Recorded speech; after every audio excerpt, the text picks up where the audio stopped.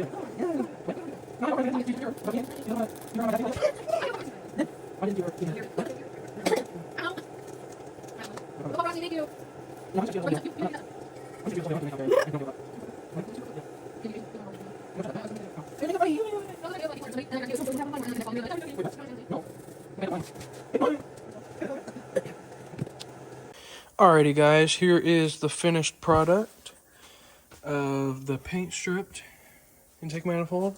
It's not the best. There are a few imperfections that will have to be addressed in the sandblaster because I cannot reach that. And that. And that. But yeah, it doesn't look too bad, honestly. And this up here, this will definitely be polished. I watched one video of a guy that polished his, and it turned out like a freaking mirror. So I'm definitely going to do that on mine. But anyway, guys, I hope you enjoyed this video on part 3 of the intake manifold project. Hopefully, part 4 will be the last, sandblasting it and painting it. That'll probably be just in the same video because I don't want to drag this out for too long. But yeah, remember to like, comment, and subscribe, and I'll see y'all in the next video.